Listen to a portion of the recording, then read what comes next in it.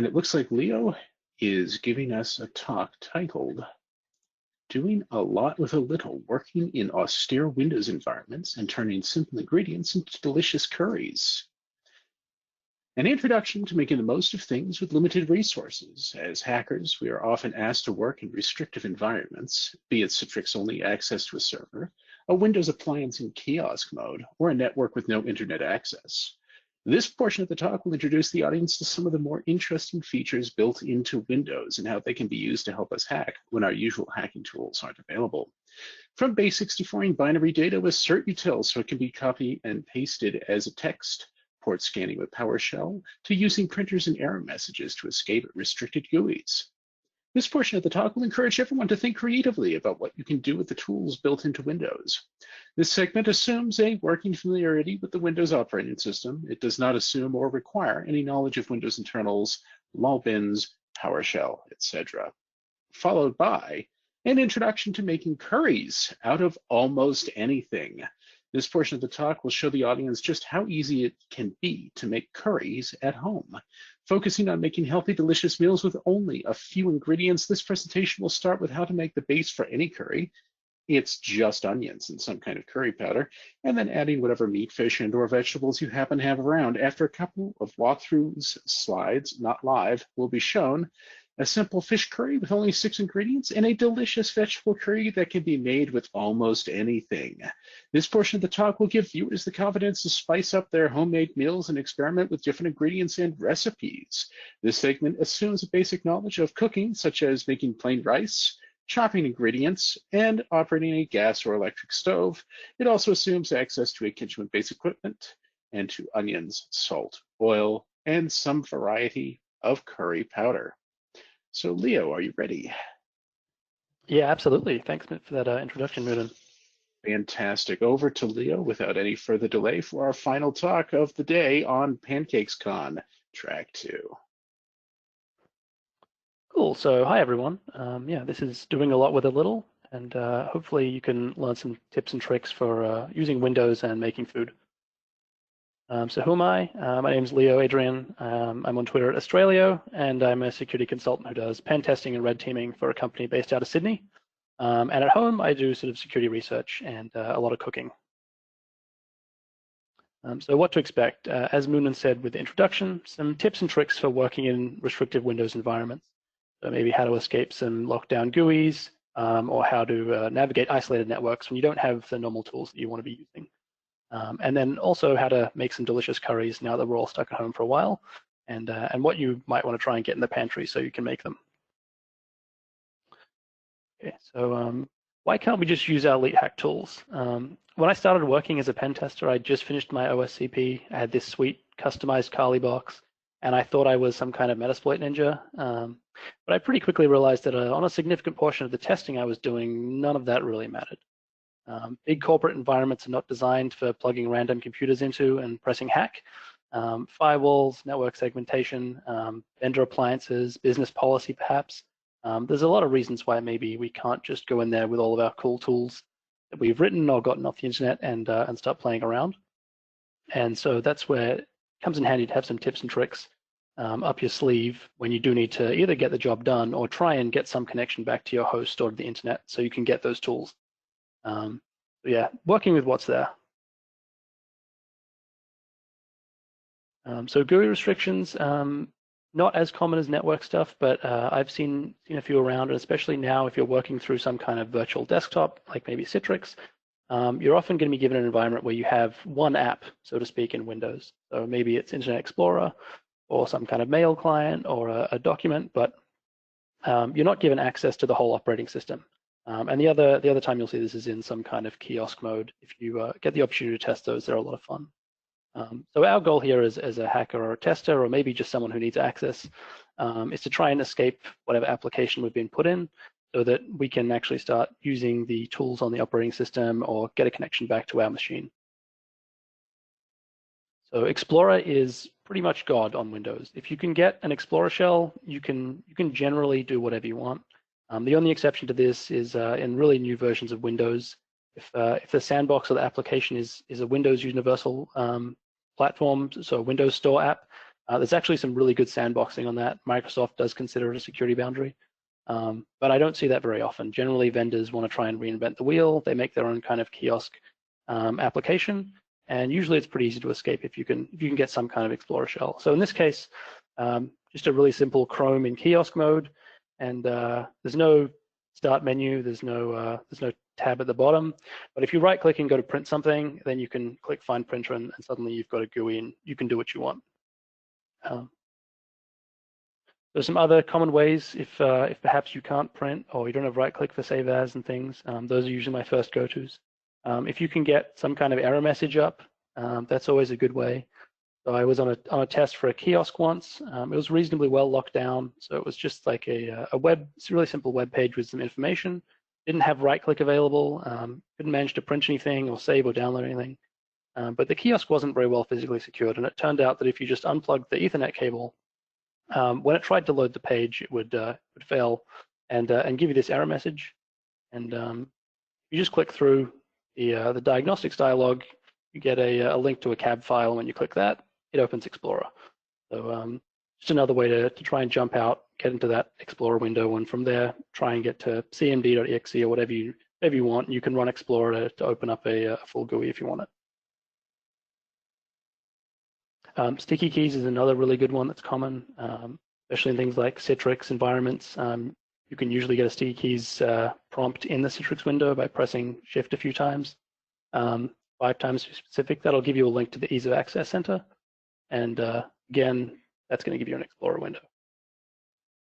Sometimes it's not that simple though. So for example, maybe you do get an Explorer window, but you can't switch directories, you can't access the other applications on the operating system. And that's where we might need to try something a little bit more advanced, a little bit more tricky that hopefully the vendor hasn't thought of. So there's a couple of things I would try first. So you can actually give Explorer a CLS ID. So that's a sort of link to a COM object that's been registered in the Windows registry, and you just put shell // and then a GUID into the Explorer bar, and this particular one launches the little run prompt. But there's a number of them. You can use them to get to other directories or to launch programs. But that's a feature that isn't commonly known about and can sometimes get you around some restrictions. If you do have some kind of network access to the host, you can try and visit a WebDAV server or an FTP server with just an Explorer window, and from there, hopefully, you can run your tools or copy tools as needed. And then finally, really nice trick is just trying to access something using a UNC path. So a UNC path starts with a / and then a host name or an IP address, as opposed to a DOS path, which starts with a drive and then a drive letter and then a :/. So that one actually I used to escape this Citrix environment. I couldn't use a regular DOS path, but if I try to visit the Windows or System32 through a localhost path, then I can access it no problem, and I can actually get command prompt to run there. Okay, what if command prompt itself is blocked? That is the case sometimes. Again, especially with kiosks or some of the more locked down Citrix environments. You can try copying and renaming it. That's a pretty common one. Usually they'll do some kind of blacklist, so things like PowerShell and cmd.exe won't be able to start. But if you can get a copy of that and rename it, that'll work pretty well. If you can't move directories at all, so maybe even with localhost, if you can get some kind of notepad document open, so either you get in a directory that has a text file, like the cab one I showed earlier, or you're able to get a right-click and open with notepad on something, then if you can open a new notepad window, you can hopefully just save a bat file to the directory you do have access to, something like what I've shown here. And what this will do is it'll copy command prompt over and rename it. And so hopefully, even if you can't access command prompt itself, I've generally found that when you run bat scripts and things like that, it automatically just bypasses those restrictions, and then it gives you the access you need, hopefully in a directory, again, that you have access to. So that's a few ways to just try and get around these GUI restrictions if you do encounter something like that in a Citrix environment. Appliances as well are pretty common if they're based on Windows, for example, IoT edition. But network restrictions, especially now that we're all working remotely, you may have to virtual desktop or RDP into something. You may be going into an environment that doesn't have internet access if you're going through a VPN. Doesn't have direct internet access back out if you're going through a VPN. And so this is pretty common in big enterprise environments, especially for hosts that are in some kind of segregated subnet, like a management or a security subnet. And it may even be on the other side of that Citrix box that we just escaped into. So we want to get some kind of connectivity to a host that's in this space, so we can move tools over for pen testing. Maybe you want to get some files back for some kind of analysis. There's some tricks and ways to do that. Obviously, the easy wins are going to be you do have some kind of direct access back to yourself. Maybe if you VPN'd in, you're now on that same local network. Windows has a ton of good clients for stuff like that. It has SSH now by default on newer versions of Windows 10, which is really cool. And it has things like SCP included, so that makes it really easy.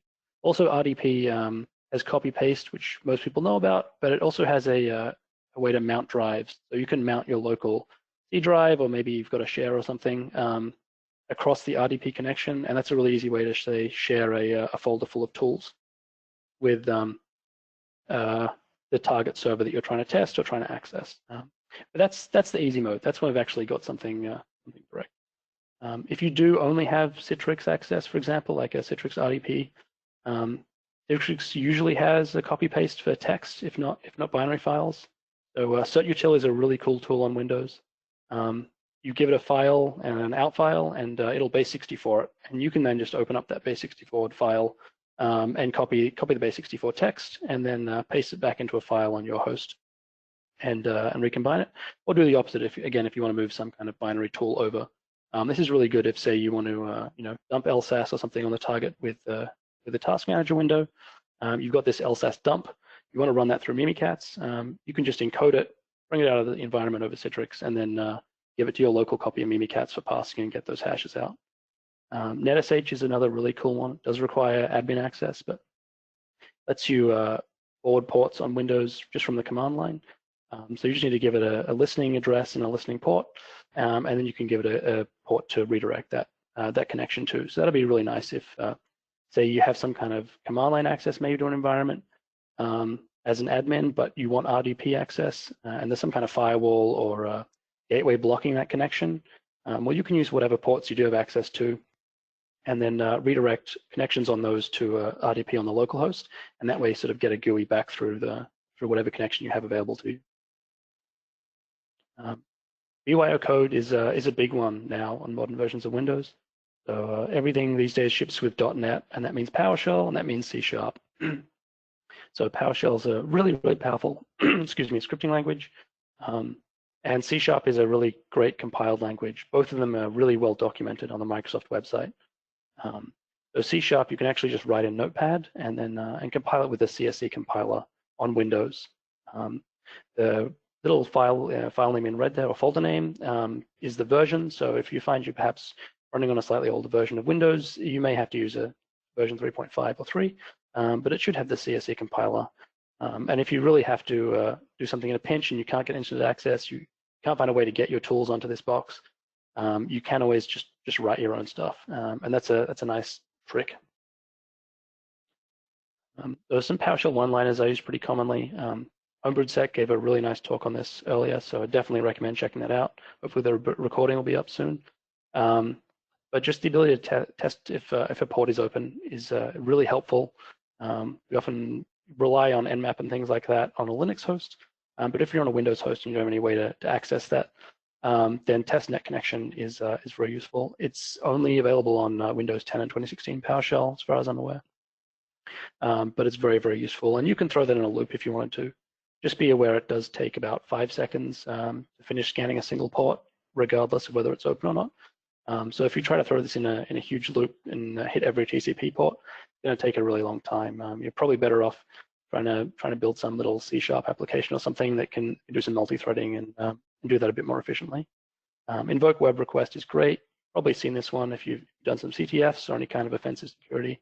A really good little one-liner just to connect over HTTP or HTTPS to a web server and pull down a file. You can also send post requests with it. Again, if you wanted to say certutil some kind of file or data, binary data, and then provide it as a post request, you could try and upload if you had a HTTP server that could accept that. And then we have the Windows admins grep, which isn't quite as nice, but generally does the trick. So That's just using get child item, which is kind of just a directory listing. You just give it a path and an extension, and recurse means it'll just recursively look through all the folders in that path. And then you're piping that to select string, which just reads all of the strings out of whatever it's been given and looks for a pattern. So just summing up some of these tricks, like as InfoSec workers, we often faced with restrictive or compartmentalized environments. Sometimes it's our job to break out of them. Sometimes we need to break out of them in order to just do our job. And especially if you're working remotely, you're probably going to find you have a few more hoops you have to jump through before you can connect to the targets that you want. If you're asked to test a Windows kiosk or appliance, enjoy it. It's a lot of fun to be had at poking some kind of GUI application until it can give you a shell or some kind of operating system access. And generally, vendors don't do a fantastic job of locking that stuff down. Windows isn't really designed most of the time to be used in that kind of way.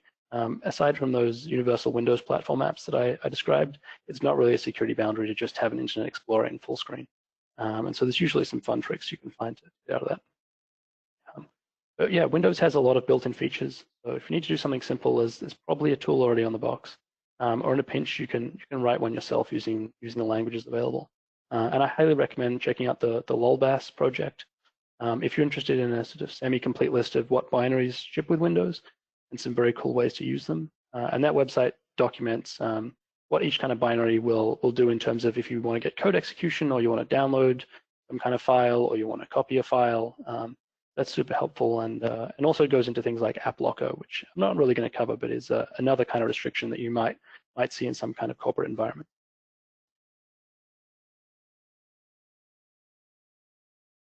Okay, so moving on to curries. Honestly, this is a really big question, and not something I'm in a super good position to answer. Curry is a catch-all term that refers to a huge range of dishes from multiple continents and nations. As an Australian, I've eaten dishes labeled curry in Indian, Thai, Malaysian, Sri Lankan, Afghan, Ethiopian, Japanese, Mauritian, and a whole lot of other restaurants. The curries I cook at home, and which I'm going to show you, are probably most similar to sort of Indian cuisine, but I'm not really in a definition to define what curry is or isn't for another culture. But definitely when I'm talking about sort of what curry is, this is what's influencing me. And hopefully the principles that I talk about will sort of guide you well into making curries from some other kind of cuisine. That's what you're interested in. Okay, so what do I mean by curry, and why is it so damn delicious? So some kind of complex flavors from a spice mix, usually a little bit of heat from chilies or chili powder, and has a gravy or sauce which carries the above and soaks into meat, vegetables, rice, whatever you want to serve it with, which makes it extra delicious. The spice mix is really at the heart of it. If you fry spices in oil, especially with onion, you get magic. So that's what we're looking for, and that's what I really encourage you to play around with. And then the sauce is usually thickened with something, coconut milk or maybe a tin of tomato or some yogurt or cream, and this will carry those delicious flavors really, really well. Okay, so making curry at home. There's 4 core ingredients. Again, this is just the way I see it, and as someone who cooks quite a lot. Onions, ideally yellow, but you can definitely use red. Probably use maybe less onions if you're using red because they're a little bit sweeter. Some kind of neutral oil. So by that I just mean something that isn't really strongly flavored. So olive oil, peanut oil, sesame oil, all those are going to have a pretty strong flavor. And we want something really, really neutral and mild so that our curry powder and spices can really carry the flavor. Salt makes everything delicious. So especially if you're used to eating out a lot and not cooking at home as much, perhaps you don't use sort of fresh or unprocessed ingredients very often. Add more salt. I promise you're not going to go over your limit, and it makes everything delicious. So don't be afraid to add a couple of pinches. And then the curry powder is probably the bit where it gets the trickiest to provide recipes and to tell you exactly how to do things, because it's really going to depend on what you've got available. You can make them yourself, but I usually just buy a good one from the store. I've tried a bunch and I've got some that I like. So I'd recommend trying to find something that looks good to you, and I definitely recommend starting with a mild one. You start with a mild curry powder, you're in a lot of control in terms of how hot you want to make things, and that I think is just a better experience. And then you can add more chili or add more yogurt or something if you need to cool it down. definitely better than trying to make some delicious meal and then you get to the end and it's too hot to eat. Okay, so what's in a sort of typical curry paste or powder? Some mix of spices, usually toasted and then ground into a powder. So commonly found in pre-made curry powder, these kind of things, coriander and cumin especially, by far the most common in the powders that I use, and I bought usually the first 2 ingredients on the packet. But everything else on there is on that list is pretty common. And if you do want to do things like introducing new flavors or maybe experimenting with spices, I definitely recommend just getting a nice mild curry powder that you like, and then just add a little bit of extra of one of these and see what flavors come out and what kind of things you like. And chili powder is usually included by default. So as I said, watch out for that and try not to get something that's too hot to start with. You can always add more chili powder later if you decide you like it hotter. Okay, so creating a curry in 4 parts. So cook chopped onion in a generous amount of oil on a low medium heat until it's golden brown. This is really where the sort of the flavor and the sauce base comes from. Just cooking it really low and slow, not letting it burn, not letting it get too dark, just a nice golden brown. It usually takes somewhere between 20 to 30 minutes. You can let it go really far if you want to get it really brown and crispy. But that's a really good base to start with. Adding curry powder this, and as I said, once you add curry powder to hot oil and let it fry up for a couple of minutes, magic happens. This is when the really amazing smells start to come through. Your kitchen starts to fill with curious people from the rest of the household asking what's going on. This is the good stuff. Then you're adding some kind of liquid for the sauce. So tinned tomato is a nice bit of acidity and not too overpowering. Coconut milk's really nice and creamy. Yogurt, again, is a bit of acidity, but also creamy. And if you're trying to make something like a butter chicken, then you're probably going to be using proper whole cream, which is pretty decadent, but it can be really delicious. And then vegetables you have available. You want to do this with a mind to what takes the longest to cook. So things like potato, sweet potato, pumpkin, eggplant take a really long time. Potato especially, you might be looking at sort of 50 minutes to an hour. You definitely want to add that earliest. And then things like meat, chicken, green beans, capsicums or peppers, okra. It really depends on exactly how big you've cut everything and what you're looking at, but probably looking at more like a 20 to 40 minute cook time there, depending on what it is. Some cuts of meat, if you're using like a piece of chuck steak that's got a lot of connective tissue or something, might even want a little bit longer just so you can get like a really nice slow cook and let all the fat render out of it.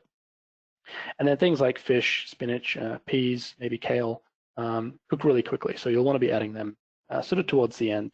If you're going into a curry and you haven't got a recipe, you're just sort of doing it ad hoc, as long as you have these things in the back of your mind and you're adding ingredients in roughly this order, you can't really go too wrong. Okay, so a super simple 6-ingredient fish curry. So 3 brown onions, about 500 grams or a bit over a pound of some kind of mild white fish. It can be frozen. I often just buy packs of whatever frozen fish fillets are available, and then just defrost them before use, obviously. And then a tin of coconut milk, some curry powder, oil, and salt. It's really that simple. So step 1 is to chop the onions and cry a lot. Yeah, there's no real way to avoid this. You can wear goggles if you want. It's not very cool, but yeah, you sort of get used to it after a while. So yeah, chop the onions carefully. With most of the stuff I'm presenting here, the size doesn't really matter, especially for the onions. You can chop them, you can dice them, you can slice them. They're going to be cooked for a pretty long time. So the main thing is that they're not too big, and then just put them in the oil and they're good to go. So yeah, add the onion and a pinch of salt. Cook it for 25 to 30 minutes until it's nice and golden brown, and stir every 5 minutes or so. You don't have to be in the kitchen 24/7, but you just want to make sure that things aren't sticking and the pan isn't getting too hot. Don't be afraid to turn it down or even take it off the burner for a minute if you think that's happening. So step 4, I might have skipped a step there. After the spices are fried for about 3 to 4 minutes, add the fish and mix it thoroughly until it's coated in that lovely spiced, oops, okay. So that's the bit I've skipped. Step 3, add some curry powder, obviously. So this is where you'll probably want to add about a tablespoon to a tablespoon and a half of curry powder and just stir it through. let it fry for 2 to 3 minutes, and then add the fish, and you've got this nice, lovely spiced oil that you're covering it with, and add about half a cup of water after it's had a couple of minutes to fry, and just scrape the bottom of the pan to make sure nothing's sticking. Once you add the curry powder to the oil and the onions, it generally tends to stick on the bottom a little bit, so give it a few minutes to fry up, but then don't be afraid to start adding some liquid. Make sure nothing's burning or getting too stuck. So after about 8 to 10 minutes, the fish should be breaking apart a little bit. This is when you'll want to start adding the coconut milk and just stir that through. We'll make it really nice and creamy, and it's fine if the fish isn't completely cooked through or broken apart, because we're going to cook it for a little while still with the coconut milk. And then cook for another 5 to 10 minutes or so. Once the fish is really broken down into nice little pieces, it's ready to serve. So I generally serve things with hot rice, freshly made, and some kind of salad if possible. But you could also make it with say naan bread or something like that, or a piece of toast even in a pinch if that's all you've got available. It's very flexible, and you don't have to be too traditional about it. But a simple salad. So these are what I serve with most of the curries. You just need some kind of nice fresh vegetables. So I usually use cucumber or carrot or tomato, and some kind of oil. This could be olive oil, salt and pepper, some kind of lemon or lime juice, or vinegar, some kind of acid. And then if you really like heat, you can add some fresh chili to this as well. So it's pretty simple, as it says on the tin. Just grate the carrot, grate or really thinly slice the cucumber like I've done here, or dice the tomato. Mix the oil, salt, pepper, and whatever the acid you're using is. Probably like half a lime or a lemon's fine for this, and a couple of tablespoons of vinegar if that's what you're using. And then just pour this mixture over the vegetable and mix it through. And just a really nice, refreshing bit of taste and texture go alongside something really rich and hot and spicy like a curry. Yeah, so there's you can do it with carrots as well. That's generally what it ends up looking like, and yeah, just a nice textural and flavorful contrast. Okay, so a simple potato curry. So again, 2 to 3 onions. The amounts here are really variable because this is kind of like the base I use for anything. I pretty much always add potato because I like potato. Who doesn't? And it goes really well in these kind of things. It does mean it takes a while to cook, but then you can really add whatever else you want. Again, just looking back at that chart on roughly how long things take to cook. So that'll also depend on how much you're adding. So if you're using a lot of potato or something, it's going to take a little while longer, and especially if you're cutting it into bigger pieces. But once we've got the potato, add some kind of meat or chicken or eggplant, whatever you've got around, whatever you like to eat. Again, some curry powder, and this time I'm going to be using some tomato, just a tin of crushed or diced tomato. And some more optional things you can add to curries, like garlic and ginger are always great if you're able to get it fresh, or if you've got a jar of it in the fridge is fine. And then some kind of extra veggies if you like something green, maybe green beans or peas or okra. I'm going to use okra and some yellow peppers or capsicum here. And then I'm also going to use some cumin seeds. Like I said right at the beginning, if you do find that you like some particular spices more than others, or perhaps you just like that flavor combination. For example, I really like cumin with potatoes and with eggplant. I'm going to add a little bit extra here, and in this case, I'm going to use whole seeds rather than a powder. And if you are worried about things being too hot, always just have some unsweetened yogurt on hand, and you can add that to dampen down the chili effect. Yeah, so this is what I'm using in the example. So just eggplants and peppers, oil. The one thing I would say here is you don't feel like you need the ginger and the garlic. It does add an extra little bit of flavor, but if you've really just got onions and maybe some chicken and some pepper in the house or something, that's plenty. The main thing is just you're just making this base with the onions and the spices, and then whatever you can add to that to make a delicious and hearty meal is going to work. So put about, again, 6 tablespoons of oil in a big pot, low heat, just like we did last time. Add the onion and salt. So yeah, very similar, 20 to 30 minutes. Maybe have a little bit less time for this one because we are going to be adding some potato and letting it cook a little bit longer. But again, you're just trying to make sure things don't stick too much. So while that's going, just prepare all your other ingredients. Like I said, I try to chop potato and things like that. Sweet potato maybe, or pumpkin, pretty small, because I know it's going to cook pretty slowly. Eggplant here, I've made it a little bit bigger, just because I know the potato is going to take a bit longer. So I know that it doesn't really matter if the eggplant takes a little longer because it's still going to be waiting on that potato to cook.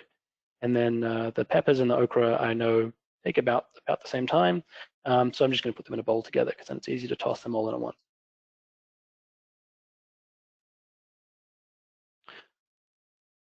So the amount of curry powder you use really depends on how much other stuff you're adding and how strong you like your curry. So for this one, because the ingredients list was a little bit more flexible, it's really up to your discretion how much you want to add. I'd err on the side of caution if you perhaps don't like super strong flavors or worried about things being a little bit too hot. But for this amount, 1.5 to 2 tablespoons of curry powder is generally good. If you are adding extra things like cumin seeds, I'd probably add them first and fry them for a minute. So it's just cumin seeds in the oil and onion. And then add the garlic and ginger and fry it for another minute just to get those flavors going and to let those spices fry up really nicely before you add everything else. And then again, fry the curry powder for a couple of minutes and scrape the pan as you need to. And here, add some water again. Don't be afraid to add water if things are looking a little bit sticky or drying up a little bit. And add a tin of tomatoes. The tomato sauce I find is really versatile. It's really easy to add that to whatever you have on hand, be it meat, chicken, fish. It goes really well with everything. So it's a good staple, and hopefully everyone's stocked up on some tin tomatoes recently. If you have some stock or stock powder, now is also a good time to add it. So you don't have to use water as a liquid. If you've got some homemade chicken stock or something, that's fantastic, or even just a stock cube works really well and just gives the sauce an extra sort of richness. And this curry sauce is going to be the base. So this is what it looks like. It should be smelling really good at this point. And from here, you can pretty much do anything. I'm going to keep going with this example where I'm using some eggplant and okra and stuff. But if you did just have some chicken breasts you diced, you could just throw those in there. They wouldn't take that long to cook at all. Probably 15 minutes with chicken and a few of the softer vegetables. Okay, so I'm going to be adding the potato and stirring it through so it's coated in the sauce, and then cooking that for about 15 minutes or so. Again, that's because I know that potato takes much longer than the other stuff, so I just wanted to give it a nice head start. Then I'm adding the eggplant, or if you were using, say, some kind of red meat, probably add it then. But again, it's going to depend a little bit on what the cut is, things like that. So use your discretion, and definitely don't be afraid to taste as you go. Obviously, you don't want to be tasting or trying big pieces of raw meat, but yeah, don't be afraid to have a little sip of the sauce and see if maybe it needs a bit more salt, a bit more water. Maybe it's a little bit hot. As I said again, you can always add yogurt to that, which will mellow things down and makes a really nice sauce. So yeah, after about 15 minutes, add the meat or the eggplant, and then in this case, I'm waiting another 30 minutes before I add the softer vegetables, just because I know that they're going to cook a lot quicker, and the eggplant and the potato are going to need the bulk of the time. Stir everything through as you add it, and add more water if the sauce is getting too dry. So here on the left, it's a nice looking sauce. It sort of covers most of the potatoes. They're going to cook really well in that. But once I added the eggplant, I realized it wasn't quite enough liquid. So that's where I'm going to be adding a little bit of water. I don't want to cover everything and make a soup, but you want it to be simmering pretty nicely and have everything just covered so that it can cook. And then, yeah, so get the whole pot to a gentle simmer and cook for sort of 30 to 40 minutes on a medium heat. The curry's ready whenever the vegetables and meat, if you're using it, are cooked through and tender. So keep testing with a fork and keep tasting. You can also do this in the oven. You sort of set it to about 180 or 350 Fahrenheit. You can put the pot in there with a lid. It's great if you've got a Dutch oven like I do. But otherwise, you can just use a pot on the stove or a big fry pan even, depending on how much you have. You just got to stir a little bit more if you're going to use the stove top, and make sure things aren't sticking and that you've got enough liquid in there. So this is what it looks like when it comes out. Reduced a little bit, everything's nice and soft, and all those flavors are nice and melded in. You get these nice pools of sort of spiced oil you can see on top as well, which is extra delicious and hopefully going to flavor our rice or breads or whatever we serve this with. And again, trying to serve it with a salad if possible and some fresh rice, or some plain yogurt. It's always a really nice accompaniment, especially if you have people perhaps over who are at different levels of spice tolerance. Mixing some yogurt through is a really easy way to take that heat down a notch. Okay, so yeah, summing up, yeah, curries can be as simple or as complex as you want. So my examples hopefully are just a jumping off point. They're not a rule book. I'm not a professional chef or an expert, but I do really like cooking. There are some awesome recipes out there if you like to be a bit more adventurous. I would definitely recommend trying to make your own curry powder at some point. It does take a bit of time and patience. And there's some great recipes out there, and you'll need some kind of grinder. But don't be afraid to just start with a basic curry powder and then add a spice or two as you see fit, and just see what the flavors are that come out. And you'll pretty quickly find things that you like more of or less of, or perhaps what goes with what kind of meat or vegetables. Use whatever fresh ingredients you have. So that's one of the good things about this. With the environment we're currently in, you may not have access to everything, but curry goes pretty well with most vegetables and meat. So whatever you can get your hands on, if it's frozen things like frozen onions or peas, green beans, whatever it may be, you should still be able to make a really delicious meal. Just if you do use things like frozen onions, they might need to cook a little longer because there's going to be a lot of moisture in there, and you'll want to get that out so they get nice and golden and brown. And yeah, you have access to whole spices. They're another great one. And don't forget the salads as well. I think it always makes a really nice touch. And I always, or usually get some pretty good compliments if I'm serving some kind of salad. Just takes the meal to another level and provides a nice bit of refreshment from the intensity of the rest of the dish. Yeah, so thank you all for listening, and stay safe out or in there. Yeah, be good to each other, and yeah, hope to see everyone online and more of these kind of things and as part of the community. If there's any questions, Moonin, I'd be happy to have a couple of chats. Looks like I've got about 5 minutes to go. Yeah, I was just looking at the question list, and it looks like no one actually has any questions here. They're mostly just talking in the Slack about how they all want to make curry right now. I would highly recommend that. Yeah, it is pretty early in the morning in Australia right now, but honestly, I'm thinking about it.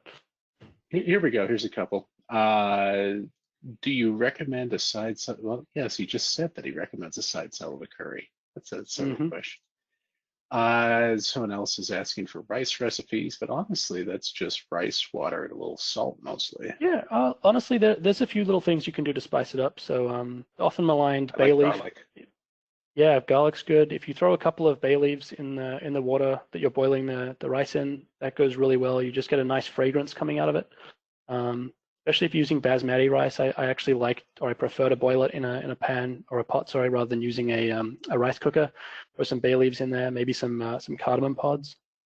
Yeah, so just mention cardamom. Yeah, it's fantastic. Some really great biryani and pilau recipes out there. It's a lot more complex, but there's some fantastic sort of spiced rice dishes where the rice really is at the heart of it, and you sort of cook the rice with spices or as part of the curry, or you layer the curry on top of the rice and then bake it. So there's definitely some cool stuff you can do out there if you want to take the next level. That's one of the great things about curry is. Go ahead. Oh, nope, I'm done. Oh, okay. Yeah, and someone else is asking when to add chickpeas. Actually, that's another good recipe.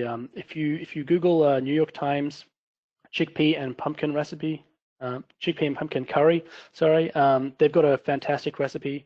The chickpeas generally don't take that long to cook. I think they have them in for maybe 15, 20 minutes, but that's a fantastic recipe. I've actually used it a bunch of times before.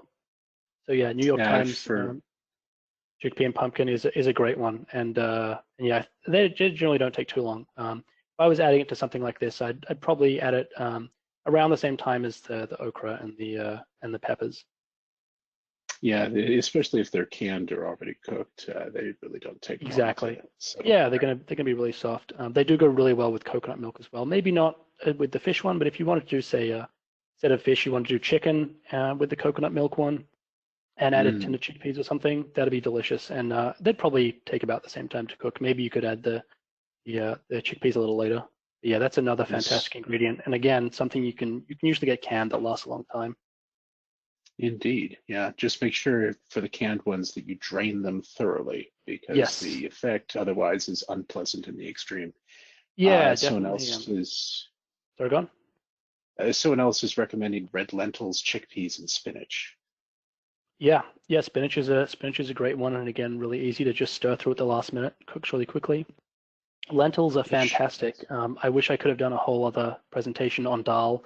Dal is really simple. It starts very similar, so frying onions and some spices, and then cooking some lentils separately, and then usually just drain the lentils once they're well and cooked, or if the moisture's cooked out of them, then just stir that spice mixture through the lentils, and it's just like a really nice hearty lentil stew essentially that you end up with. So definitely check out some dal recipes if that's something you're interested in. Really can't recommend that enough. And again, lentils is something that keep really well. Maybe a less commonly taken off the shelves as the first impulse buy. So hopefully you can still get them. Yeah, they are very pleasant. Yeah. All right. So looks like that's the end of the questions we do have. Thank you very much for spending the time to talk with us about living off the land and living off of our fridges. Hmm. Um, yeah, personally, love curry. Love it so much. Literally started drooling during your introduction. So anyway, Oh, thank you so much, Moonin, and everyone else, great Leslie, to and all the volunteers who helped with this. absolutely, and we're glad to have you here. So this looks to be the end of track two, folks. This is the end of our broadcast day on PancakesCon track two. It appears that we do have a LobbyCon Zoom listed somewhere in the chat here. I've misplaced which I think Ray Redacted is the one paying attention to that, so go pester him. At any rate, we're very, very grateful to have you all here, and hopefully we'll be able to see you again sometime soon. Stay safe, stay healthy, stay with PancakesCon. We'll be very glad to see you at any subsequent events if that should in fact happen. Otherwise, we'll see you on the Twitters. Yes, virtuallobbycon.com seems to be the URI in question. At any rate, thank you all for participating. We're glad to have you. You don't have to go home, but you can't stay here. And we'll see you all in the future. This is Munin signing off.